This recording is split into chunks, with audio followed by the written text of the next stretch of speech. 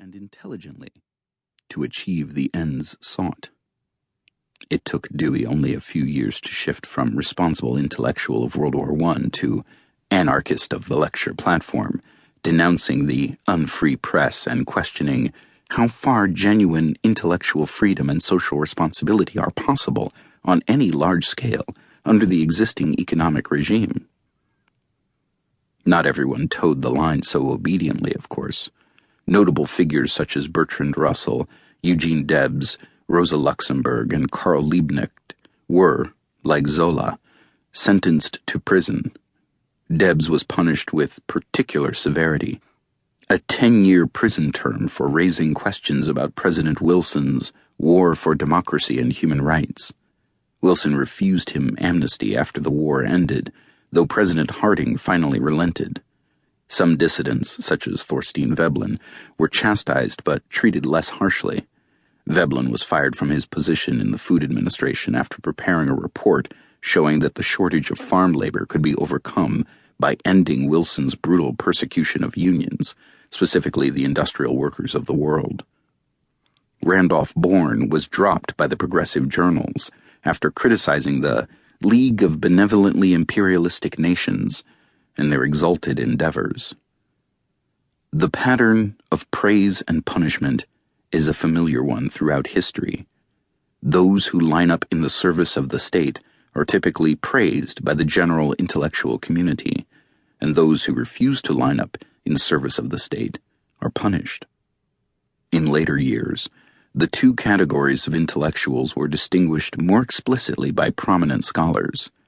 The ridiculous eccentrics are termed value-oriented intellectuals who pose a challenge to democratic government which is, potentially at least, as serious as those posed in the past by aristocratic cliques, fascist movements, and communist parties. Among other misdeeds, these dangerous creatures devote themselves to the derogation of leadership, the challenging of authority, and even confront the institutions responsible for the indoctrination of the young. Some sink so far as to doubt the nobility of war aims, like Bourne. This castigation of the miscreants who defy authority and the established order was delivered by the scholars of the Liberal Internationalist Trilateral Commission. The Carter administration was largely drawn from their ranks, in their 1975 study, The Crisis of Democracy. Like the New Republic progressives during the First World War, they extend the concept of intellectual beyond Brunetière to include the technocratic and policy-oriented intellectuals, responsible and serious thinkers who devote themselves to the constructive work of shaping policy within established institutions, and to ensuring that indoctrination of the young proceeds on course.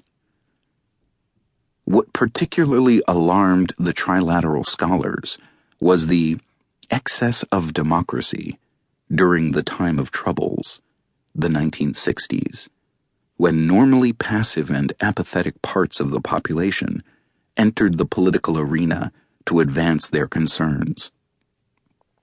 Minorities, women, the young, the old, working people, in short, the population, sometimes called the special interests.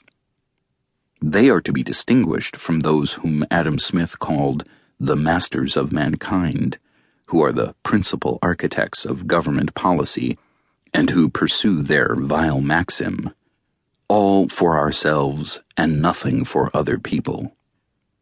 The role of the masters in the political arena is not deplored or discussed in the trilateral volume, presumably because the masters represent the national interest, like those who applauded themselves for leading the country to war after the utmost deliberation by the more thoughtful members of the community had reached its moral verdict.